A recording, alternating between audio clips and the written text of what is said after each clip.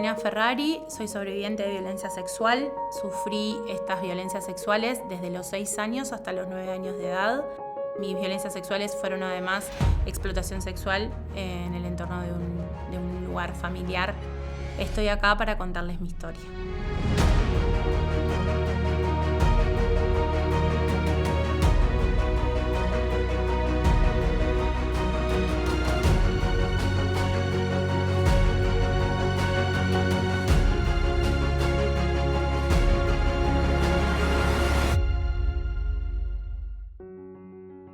Uruguay tiene una definición legal en la ley 19.580, en el artículo 6, literal C, que específicamente establece la violencia sexual como todo acto de naturaleza sexual que violente los derechos de la mujer a decidir libremente sobre su vida sexual o reproductiva. Básicamente estamos hablando de actos de naturaleza sexual no consentidos sobre el cuerpo de lo que sería una víctima de un delito sexual. Se puede presumir la violencia cuando la víctima es menor de edad, sobre todo porque los niños, niñas y adolescentes no pueden brindar su consentimiento válidamente.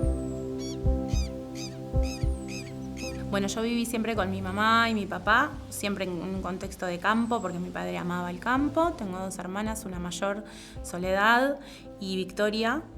Con Victoria nos llevamos 15 meses y con Soledad 4 años. Las 2 más pequeñas, la del medio, Victoria y Carolina, eran casi mellizas, se llevan 15 meses, muy cercanas por su edad. Era una familia protectora, era una familia donde se conversaba mucho, donde no habían situaciones de violencia, donde sí habían muchos silencios, pero era una mamá que estaba muy presente. Soy asistente social y licenciada en registros médicos, pero siempre trabajé más como licenciada en registros médicos. Mi padre en realidad tuvo pinturería, después trabajó en facultad veterinaria, trabajaba en el tambo. Le gustaba mucho el campo, a Marcos le gustaba mucho el campo, a mí no mucho. Surgió la posibilidad, ya con la hija más grande de 1 año y medio, de mudarnos a un medio rural. Sufrimos como tantas familias COVID y él falleció hace 3 años, pero había un nexo muy cercano con sus hijas, siempre. Su abuela paterna no tenía una buena relación con ella. Era rechazada inclusive por su abuela paterna. Era una abuela bastante severa, que tenía mucha preferencia por mi hermana del medio.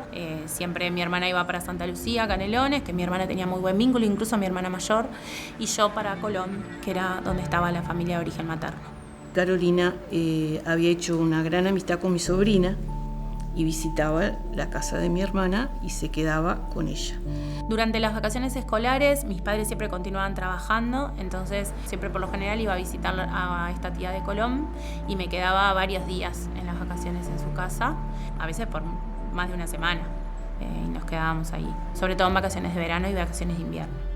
Bueno, mi adolescencia fue una adolescencia muy funcional a las organizaciones familiares. Era una adolescente que me levantaba, ayudaba en la casa, estudiaba mucho. Iba al liceo, nunca tuve problemas de conducta, pero siempre me autopercibía incómoda con mi cuerpo. Me tapaba mucho, usaba siempre mucho abrigo, incluso cuando hacía mucho calor. Siempre fui como de rechazar mucho a los varones, hasta que empecé a tener amigos.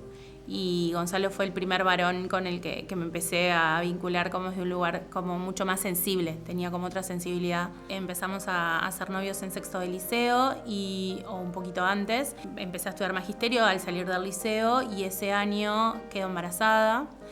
Y me hacen una ecografía y nos enteramos que venía Caetano en camino, con 14 semanas de embarazo. Inmediatamente Gonzalo, me acuerdo que me dijo, bueno, nos vamos a vivir juntos y no sé qué, y me planteó ahí como una historia de vida y nos mudamos juntos y hace 22 años que vivimos juntos. A los 6 años de Caetano llega Bruno y a los 6 años de Bruno llegó Sofía. Parece que lo hubiésemos planificado, pero se llevan exactamente la misma cantidad de años los 3 y bueno, y ahí estamos los 5. Bueno, a los 26 años me tomo un ómnibus y al ratito sube alguien que se sienta a mi lado y siento un olor, un perfume que inmediatamente que sentí ese olor empecé a angustiarme, a sentir como una presión en el pecho, no podía respirar.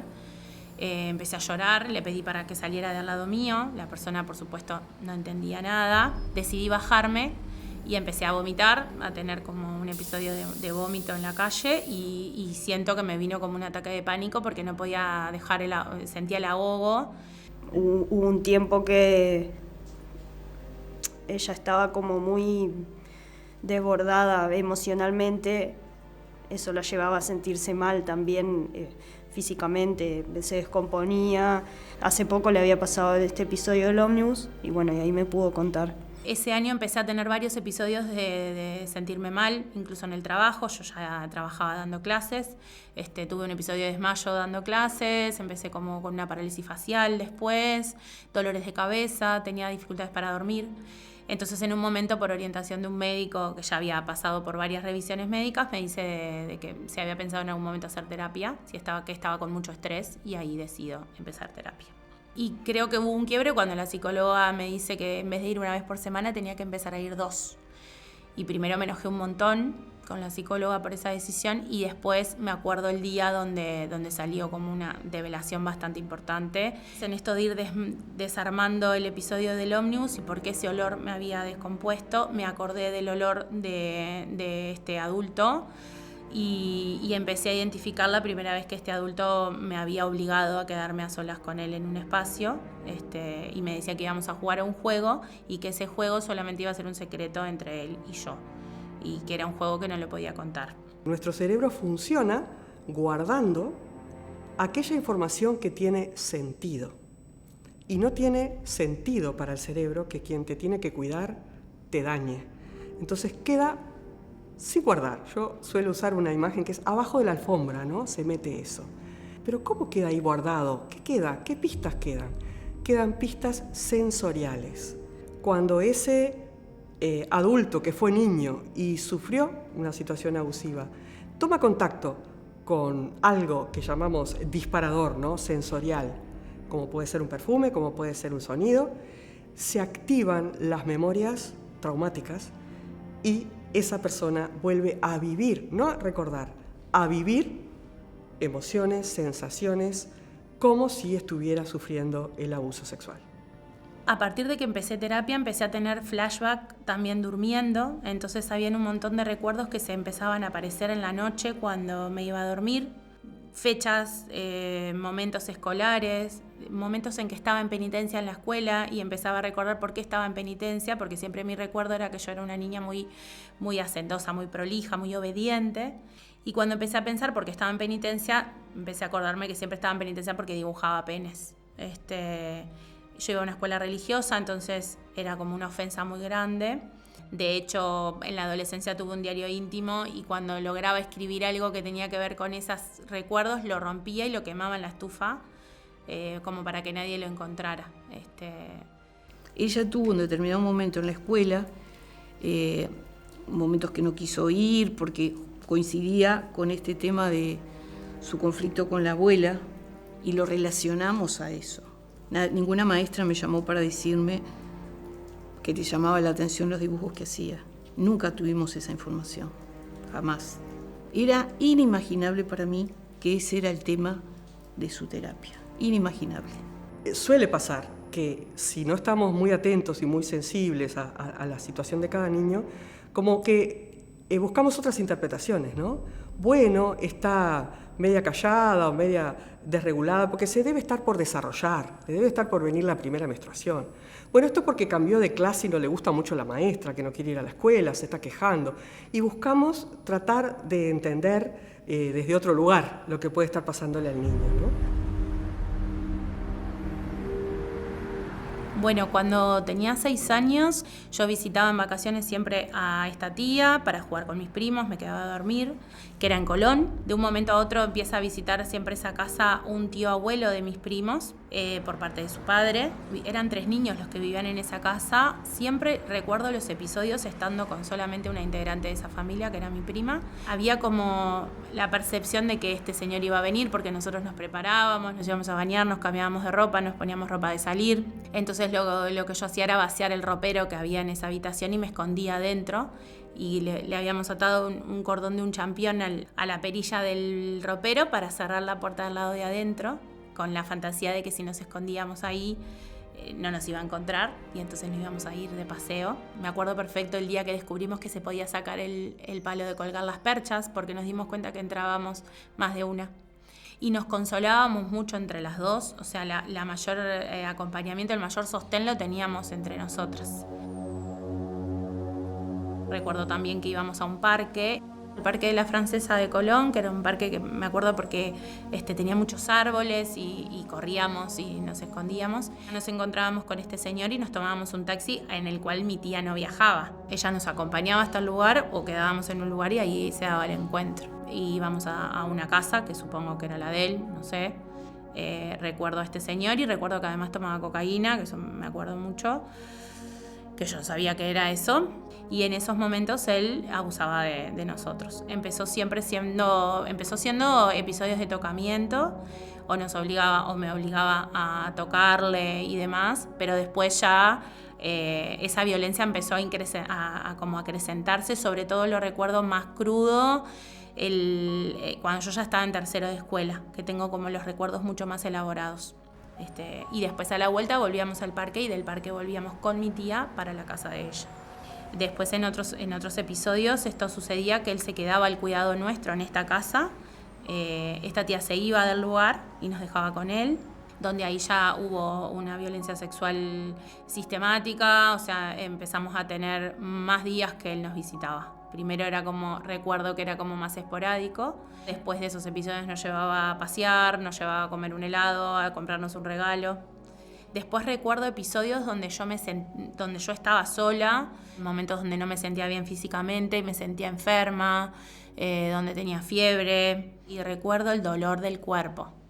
El dolor del cuerpo y no saber qué pasaba en mi cuerpo, pero sí ese dolor físico, de agotamiento y la sensación de ahogo. Y de hecho hubo un episodio que me lo acordé muy claramente, que fue un personal médico, no sé, alguien a atenderme a mí físicamente en ese lugar donde yo estaba.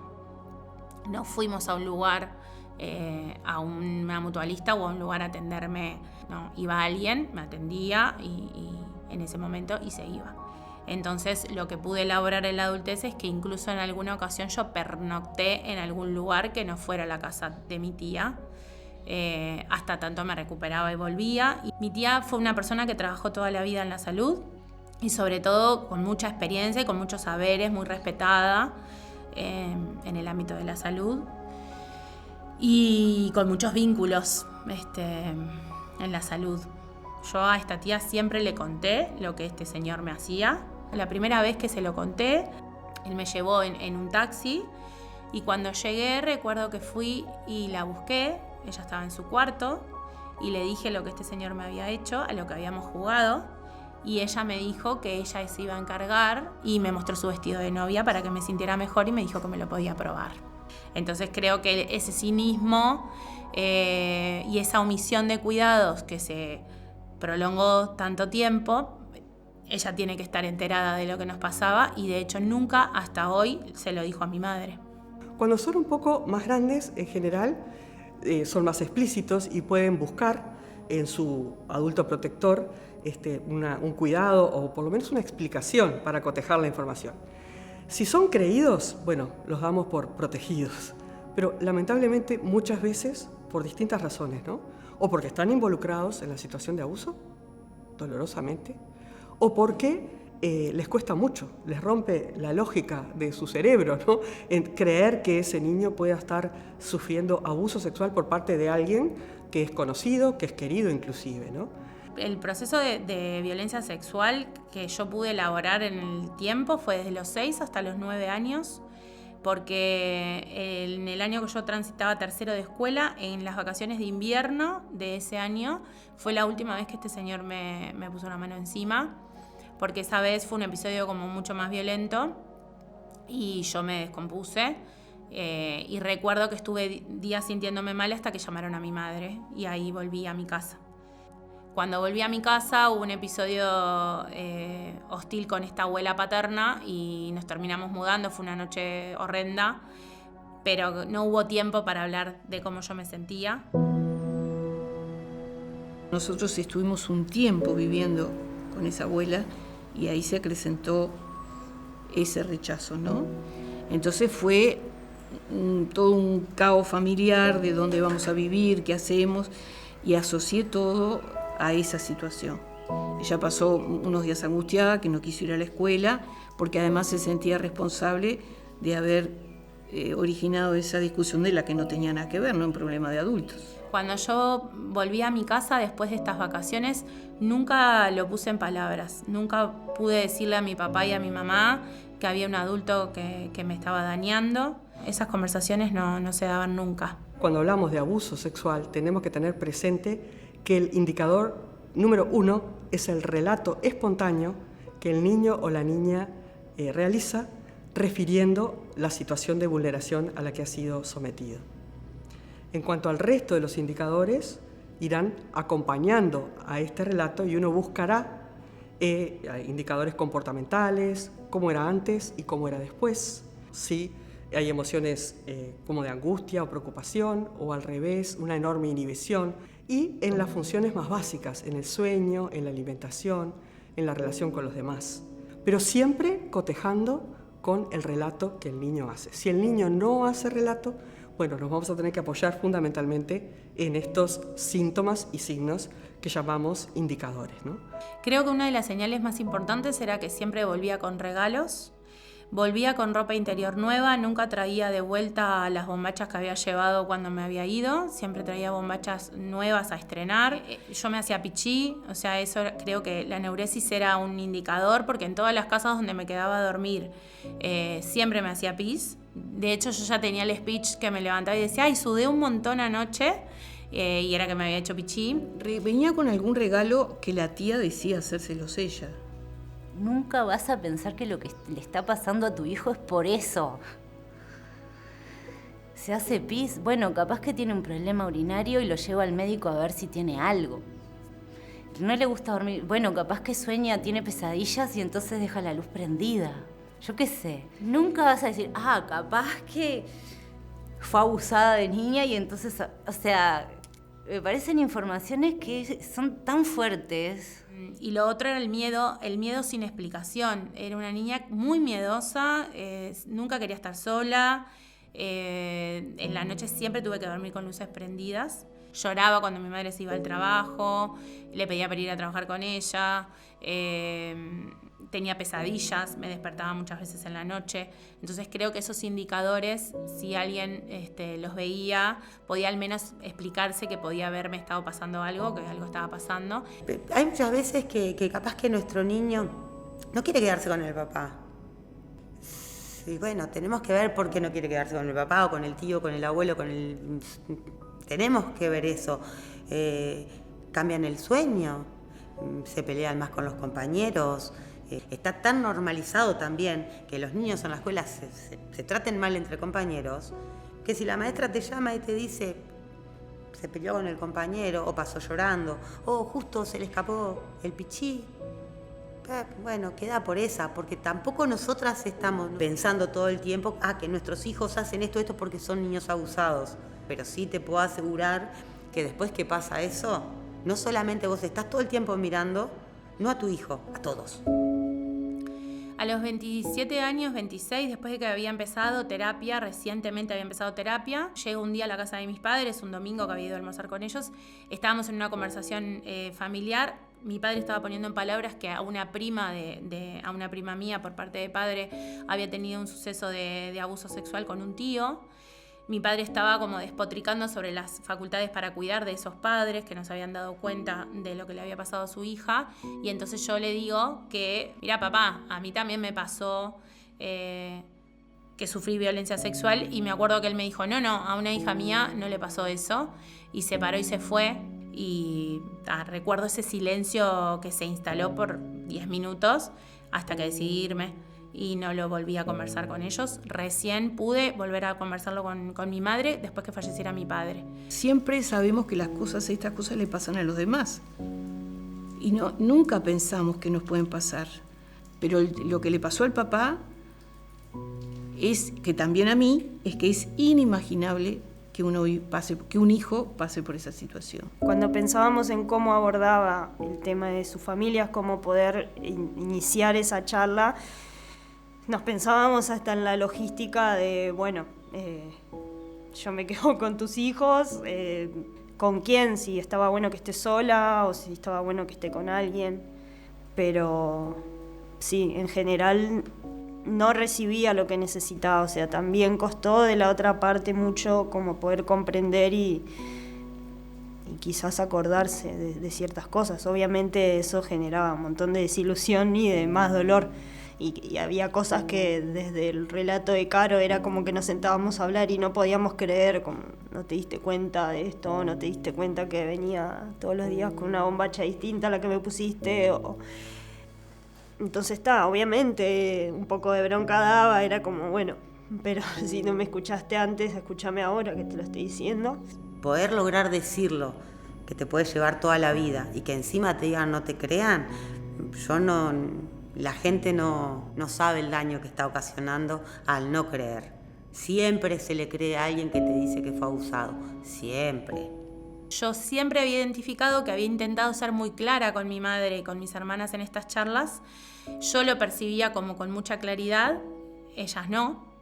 Creo que tiene que ver con ese factor sorpresa y de rechazo de que es algo muy hostil. Una vez que comienza esa terapia, que le lleva bastante tiempo, dio algunas señales, algunos comentarios que yo no interpreté. Es la verdad, hay signos que yo no interpreté. Charo no entendió lo que Caro le quiso decir. No es que lo negó, no es que no le llegó la información como Caro se la estaba transmitiendo. Y eso me parece que no es algo voluntario, es algo...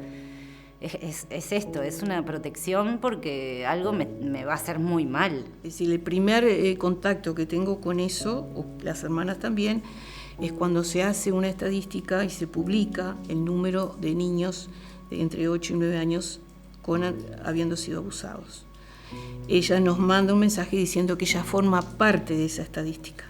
En el primer momento fue un impacto de mi parte como madre que no pude abordarlo inmediatamente, hasta que ella vino a mi casa a hablar conmigo. Después de haber decidido tomar un alejamiento de mi madre y de mis hermanas, por enojo, por frustración, porque no me sentía entendida ni escuchada, decidimos juntarnos a conversar por ese distanciamiento y entonces le puedo horizontalizar a mi madre con lujo de detalles todo lo que me había pasado, todo, o sea, las vivencias de la infancia con lujo de detalles. Se me cayó el mundo en ese momento, porque no podía creer lo que me estaba diciendo. Sentada frente a frente, imagen de la que no me voy a olvidar nunca más, me dijo, tu hermana me arruinó la vida. Y así empezó su relato. O sea, me imagino, no sé, yo tengo una hija de 26 años, que venga ahora mi hija y me diga... No me lo puedo imaginar. Uno siempre tratando de que sus hijos no pasen determinadas situaciones, pero obviamente no podemos controlarlo todo. Y eso que parecía, tal vez, no sé si obvio, pero que había pasado, que había dado signos y yo no los había captado, es muy difícil de manejar. Es muy difícil. Estas personas que están en un proceso terapéutico de situaciones traumáticas que sufrieron en su infancia y su adolescencia, muchas veces tienen la necesidad de realizar una denuncia si no la han hecho, contactar con personas que oportunamente, a veces su propia madre, su propio padre, su propia abuela, no le creyeron y que le digan sí te creo, ¿no? 20 años más tarde, ahora lo entiendo, no lo entendía, eso es muy reparador, ¿no? Fue la primera vez que sentí que mi madre me creía y que estaba dispuesta a acompañarme. Mi madre lo primero que hizo fue cortar vínculo con su hermana, que era un vínculo que seguía sosteniendo, y entonces eso lo vivo como un acto de lealtad y de validación. La relación con mi hermana nunca fue una relación excelente, digamos. Con los años esa relación se fue empeorando. Yo mantuve la relación porque yo tengo muy buena relación con mis sobrinos y bueno, estuvo muy enferma. Ayudé a cuidarla porque no tenía quien la cuidara.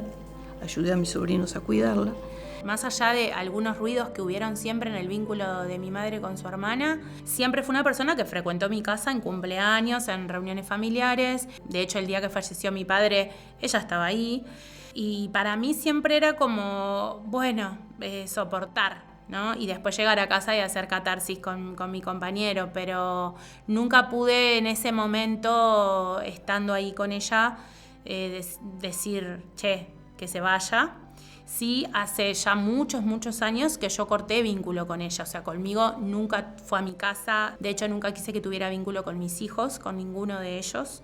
Lo intentó mucho, me llamó muchas veces, que tuve que bloquear teléfonos, desenchufar el teléfono, porque intentó por mail, por un montón de mecanismos vincularse conmigo, y siempre le dejé claro que no quería tener ese vínculo con ella. Obviamente que se termina todo el vínculo a partir de que me entero de esto, no hace tanto tiempo, ¿no? Decidí mandarle un mensaje, grabé un audio en el que le decía que si quería saber qué era lo que me pasaba tenía que pensar en qué había sucedido 30 años atrás. Y bloqueé nuevamente su teléfono. Sé que lo escucharon otros familiares, pero no quería recibir ninguna respuesta de ella, ni escuchar nada, ninguna explicación que venga de su parte. No sé si está bien o está mal, pero no lo quiero hacer. Sentí que fue el primer hecho de justicia familiar, de poder nombrar a la persona que yo siento me exponía a estas violencias y nombrar al abusador.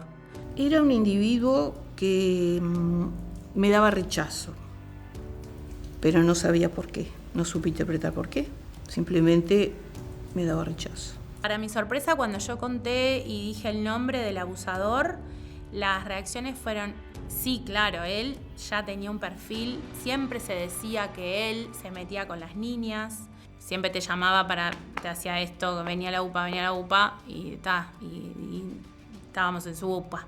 Porque de hecho él decía que nos iba a visitar porque le encantaba tener nietitas, porque él no tenía familia y era un señor solo. Recuerdo un evento que era unas fiestas, que no sé si era Año Nuevo o Navidad, sé que habían fuegos artificiales y estaba todo oscuro, habían apagado las luces afuera de la casa y adentro solamente prendía y apagaba el arbolito que estaba muy cerca de la chimenea. Y salimos todos y yo iba a salir y se cerró la puerta y cuando miré para mi derecha estaba este hombre allí. Y bueno, y obviamente me violentó sexualmente y toda mi familia estaba afuera. Nadie se dio cuenta que yo no estaba mirando los fuegos artificiales. Y de hecho después vinieron todos adentro, prendieron las luces y nos pusimos a comer el helado. Y nada, recuerdo que seguimos como siempre. No pasó nada. Yo hace pocos días pude conversarlo con mi primo, el hijo de esta señora. Su reacción fue importante porque me validó lo que yo le estaba contando e incluso hizo hincapié en el lugar que ocupaba este hombre en esa época como un señor degenerado, esa fue la palabra que usó. Y a partir de eso, obviamente a él le generaba mucha dificultad poder pensar a su madre vinculada a una situación de violencia sexual. Pero a partir de eso sí pudo tener algunas conversaciones con su familia. A partir de que se rompe el silencio, otras personas también se animan a hablar. Que resulta muy desconcertante para el mismo paciente tomar contacto con esas piezas como de un puzzle, que tiene solo algunas piezas y cuando van apareciendo las otras, ¿no? Las que estaban eran las sensoriales y se asocian con un momento, un lugar, otras personas. Y cuando se va armando, se preguntan, ¿será verdad? ¿No será verdad? Resulta muy desconcertante, ¿no? Bueno, esta prima vive en el exterior y no nos vimos más. Hace más de 2 años, cuando fallece mi padre, ella me llama por teléfono y en un momento que ella me estaba consolando y estábamos muy emocionadas llorando por la pérdida de mi padre, ella me dice si yo alguna vez había hablado de nuestro secreto con alguien. Entonces cuando ella me dijo, ¿hablaste de nuestro secreto con alguien? Para mí fue como, entonces esto ocurrió. Porque hay algo que nos pasa mucho, por lo menos a mí, que cada tanto cuando pongo en palabras la situación y alguien me pregunta y conversamos, es tan espantoso y tan asqueante todo lo que pasó que a veces digo, me lo habré imaginado, esto no es verdad. Pero cuando alguien le pone otra vez una pieza histórica a ese recorrido, para mí es muy tranquilizador. Cuando se va armando ese puzzle, Entonces, y muchas veces cotejando, porque la persona se va animando nuevamente a hablar y a comparar esa información con la que otras personas pueden haberle dado de esa época o de esos momentos, va agarrando confianza de alguna forma en su propia memoria y se van armando esos puzzles hasta completarlos, ¿no? O completarlos casi totalmente, pero no es un proceso fácil. Lleva un tiempo y lleva, digamos, una comprensión.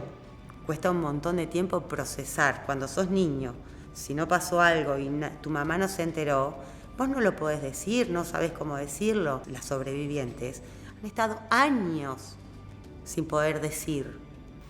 Esos comentarios de ¿por qué no lo dijo antes? Ya los he escuchado sin tener ninguna idea de que ella lo había vivido.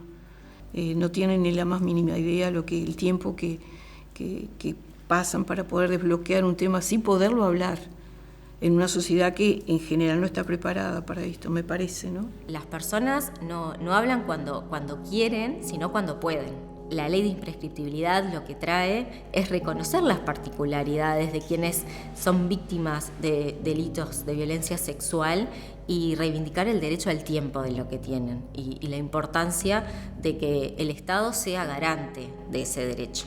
Entiendo hoy en mi adultez que eso que me sucedió es explotación sexual y que tuvo que haber habido un intercambio para que esta adulta habilitara esos traslados, habilitara esas visitas, las habilitara durante 3 años. Está claro que un niño o niño adolescente nunca puede consentir una situación de comercio sexual. O sea, que ahí siempre se va a entender que se trata de una situación de prostitución forzada o de trata de personas o de delitos sexuales. Eso está específicamente en una ley y un artículo, 17.815, artículo 4, que pena especialmente este delito en el entendido de que, repito, los niños, niñas y adolescentes no pueden brindar válidamente su consentimiento porque están en pleno proceso formativo. Hay datos y contamos con información en donde, se dice que entre un 60 y un 70% de las personas que sufrieron violencia sexual lo denuncia en la vida adulta. La práctica nos indica que lamentablemente la mayoría de las situaciones de abuso son intrafamiliares, eso es lo que el consultorio tiene en sus datos, es así.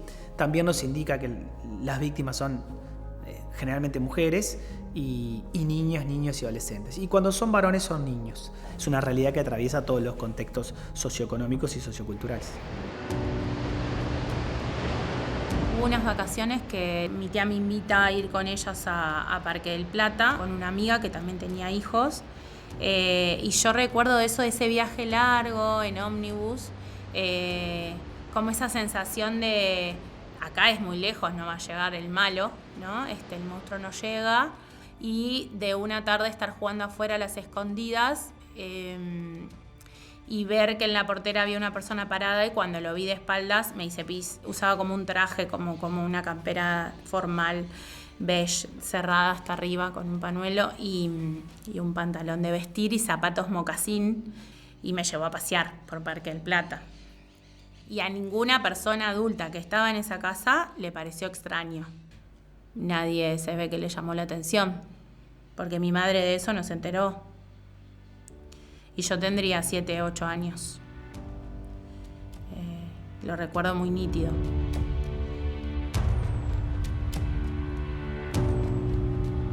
El abusador murió, yo ya estaba entrada en mi adolescencia, me acuerdo perfecto ese día porque me enteré que había muerto de una enfermedad terminal. Lo recuerdo porque para mí fue un alivio, la sensación de alivio de que ese ser ya no estaba vivo. Yo nunca más lo había visto. No sé en qué contexto murió, pero sí sé que murió de cáncer.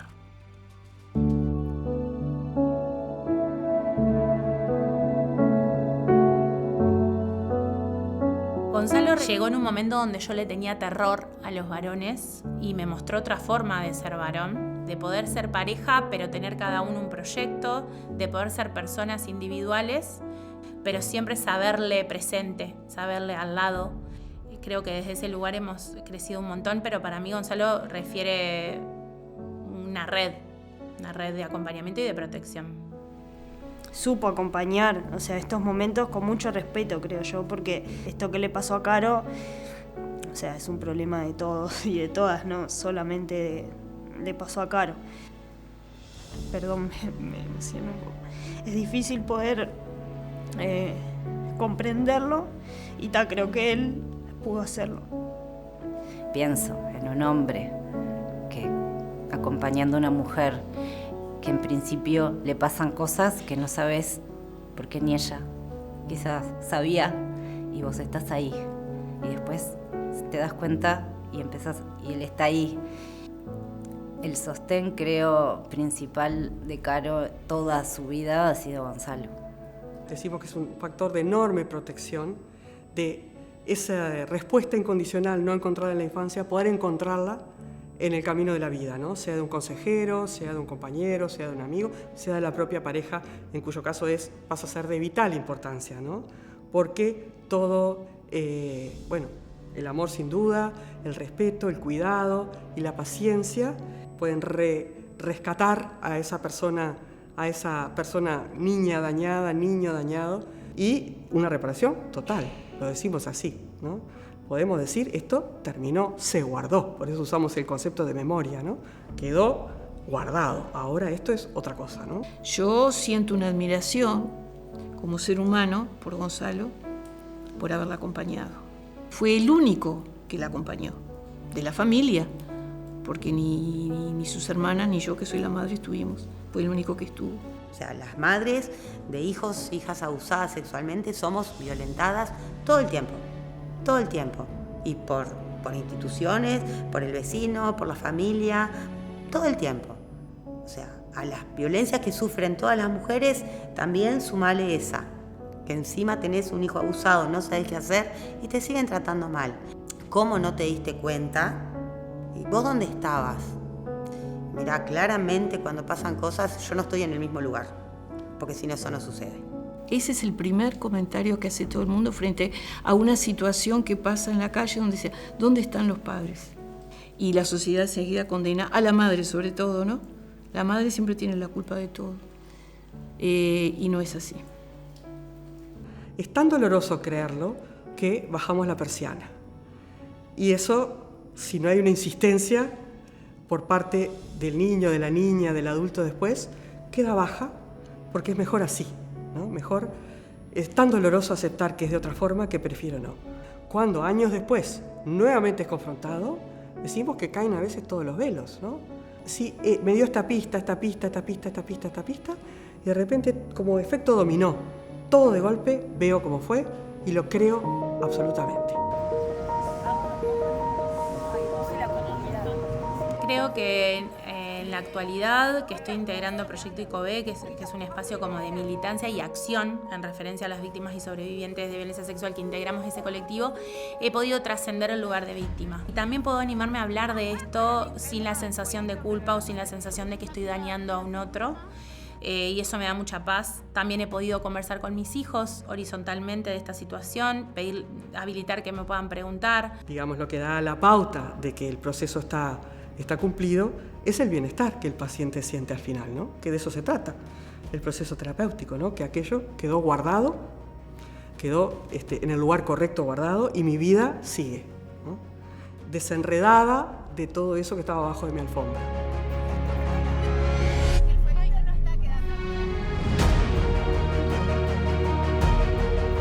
ICOBE significa sobrevivir en guaraní.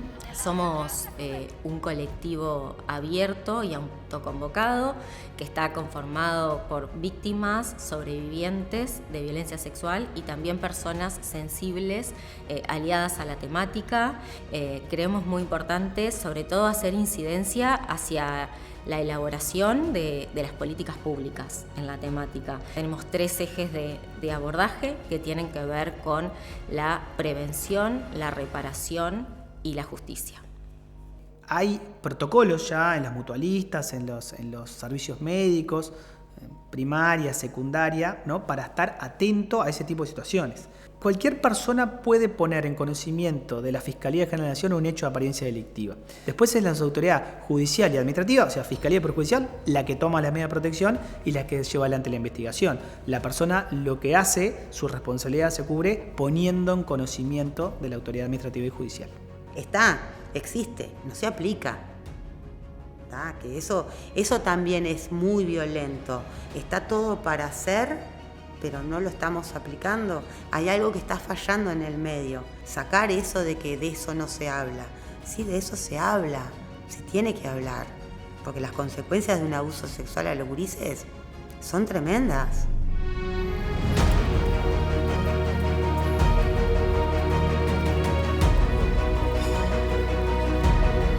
Una vez me preguntaron los giros importantes que había tenido en mi vida. Y si hoy me preguntaran de nuevo, ¿qué giro sería esto, no? Esto es algo que te cambia la vida definitivamente. Es parte de nuestra historia familiar que no lo puedo cambiar. Ojalá lo pudiera cambiar, no lo puedo cambiar. Entonces es un antes y un después. Yo creo que estoy acá poniendo voz en esto porque esto me pasó a mí, esto me define a mí, pero creo que es una herida colectiva. Creo que en Uruguay la situación de la violencia sexual es estremecedora. Entiendo que cualquier persona que me escuche puede entender qué le puede estar pasando a una hermana, a una hija, a una pareja. Entiendo que alguien que haya sobrevivido a esta violencia puede decir, ay, esto me hace acordar a alguien, voy a buscar ayuda, voy a empezar a decirlo. Y también porque creo que nosotros tenemos que aprender a escuchar y a mirar, porque estamos acostumbrados a silenciar. La develación siempre ocurre, pero si las personas que escuchan la develación no están atentas, la develación se apaga de vuelta y el aislamiento y la soledad vuelve. Entonces creo que es importante que esto ocupe lugares, que esto se escuche y que nos invite a conversar, a intercambiar.